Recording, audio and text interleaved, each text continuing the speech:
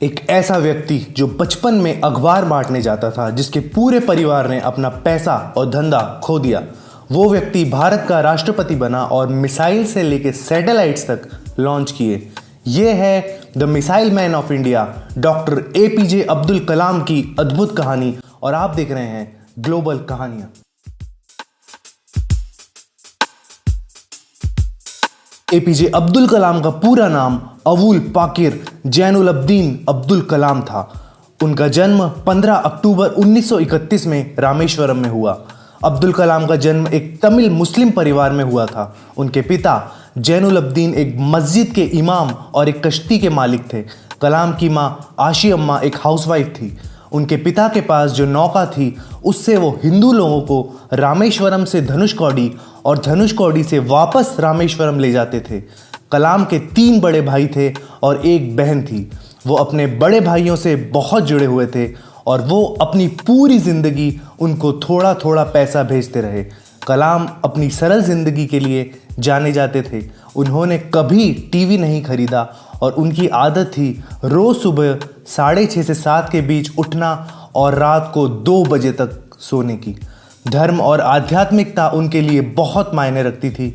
यहाँ तक कि उन्होंने एक किताब भी लिखी जिसका नाम था ट्रांसेंडेंस। कलाम के पूर्वज काफ़ी अमीर थे और उनके पास कई एकड़ ज़मीनें थी। जब पंबन पुल का निर्माण हुआ तब उनके परिवार ने लोगों को लाने ले जाने का व्यापार पूरा खो दिया, क्योंकि अब पुल होने की वजह से कश्ती की लोगों को ज़रूरत नहीं रही।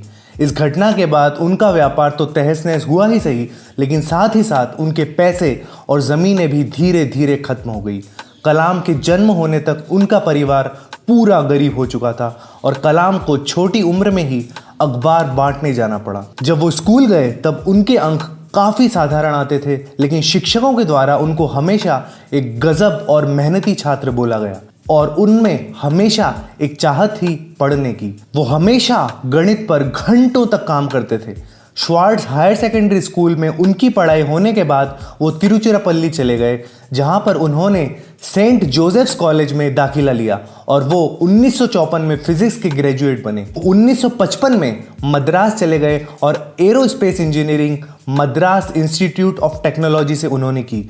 जब वो प्रोजेक्ट पर काम कर रहे थे तब उनके कॉलेज के एक अध्यक्ष ने उनकी प्रगति देखी और वो उससे बिल्कुल प्रभावित नहीं हुए और उन्होंने कलाम को बुलाया और बोला, अगर तुमने 3 दिन के अंदर अपना प्रोजेक्ट पूरा नहीं करा तो तुम्हारी स्कॉलरशिप वापस ले ली जाएगी। कलाम को इंडियन एयरफोर्स ज्वाइन करने की बहुत इच्छा थी, लेकिन वो सिर्फ एक पोजीशन से रह गए। वो 9वें स्थान पर थे और सिर्फ 8 पोजीशंस खाली थी। मद्रास इंस्टीट्यूट ऑफ टेक्नोलॉजी से 1960 में पढ़ाई खत्म करने के बाद कलाम एरोनॉटिकल डेवलपमेंट एस्टेब्लिशमेंट के साथ जुड़ गए। वहां पर वो एक साइंटिस्ट की तरह जुड़े। उन्होंने अपना करियर एक छोटे होवरक्राफ्ट के डिजाइन से चालू किया। कलाम इनकोस्पार कमेटी में भी शामिल थे, जहां उन्होंने विक्रम साराभाई के अधीन काम किया। विक्रम साराभाई एक बहुत ही जाने माने स्पेस साइंटिस्ट थे। फिर 1969 में कलाम को इसरो यानी इंडियन स्पेस रिसर्च ऑर्गेनाइजेशन में तबादला हो गया। इसरो में वो इंडिया के पहले सैटेलाइट लॉन्च व्हीकल जो कि SLV-3 में प्रोजेक्ट डायरेक्टर थे। इस व्हीकल ने रोहिणी सैटेलाइट को धरती के ऑर्बिट में रखा। कलाम ने फिर एक्सपांडेबल रॉकेट प्रोजेक्ट पर अकेले ही काम करना शुरू कर दिया, लेकिन 1969 में भारत सरकार ने उनके प्रोजेक्ट को अनुमति दे दी और कहा कि उनके प्रोजेक्ट पर एक टीम भी बनाई जाए। 1963 में वो नासा रिसर्च सेंटर में भी गए। राजा रामन्ना ने कलाम को बुलाया भारत का पहला परमाणु परीक्षण स्माइलिंग बुद्धा को देखने के लिए।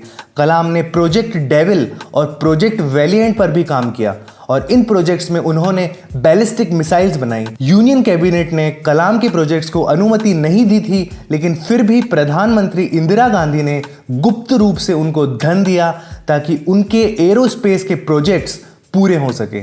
ये कार्यक्रम जारी रहेगा इस अंतराल के बाद। क्या आप जानना चाहते हैं कि कैसे दुनिया के मशहूर बिजनेसमैन, आर्टिस्ट, इन्वेस्टर्स और लाइफ हैकर्स वो सब अचीव कर पाते हैं जिसकी हम कल्पना भी नहीं करते? क्या आप इफेक्टिव कम्युनिकेशन, लीडरशिप, कैरिस्मा के हैक समझना चाहते हैं?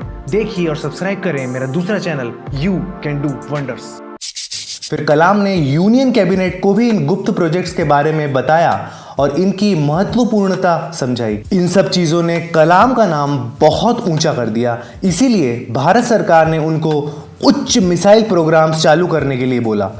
काफ़ी सारे मिसाइल प्रोग्राम्स में भागीदार रहने की वजह से उनको मिसाइल मैन ऑफ इंडिया भी कहा जाता है।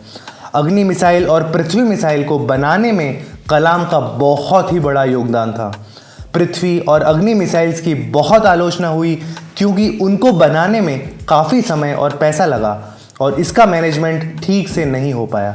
1992 से लेकर 1999 तक वो चीफ साइंटिफिक एडवाइज़र रहे और इस दौरान पोखरण 2 न्यूक्लियर परीक्षण भी किया। इस न्यूक्लियर परीक्षण ने मीडिया में कलाम का नाम काफ़ी ऊंचा कर दिया था, लेकिन साइट के डायरेक्टर के संथनम ने कहा कि थर्मोन्यूक्लियर बॉम्ब का परीक्षण अपेक्षित परिणाम नहीं दे पाया और ये एक असफल घटना थी और उन्होंने कलाम की आलोचना की और कहा कि जो उन्होंने रिपोर्ट दी है वो गलत है।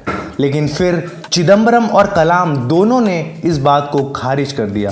फिर कलाम की जिंदगी में एक बहुत ही बड़ा मोड़ आया। 10 जून 2002 को एनडीए यानी नेशनल डेमोक्रेटिक अलायंस ने कलाम को राष्ट्रपति के लिए नॉमिनेट किया। समाजवादी पार्टी और नेशनलिस्ट कांग्रेस पार्टी दोनों ने इस बात का समर्थन किया और फिर वो भारत के 11वें राष्ट्रपति बने।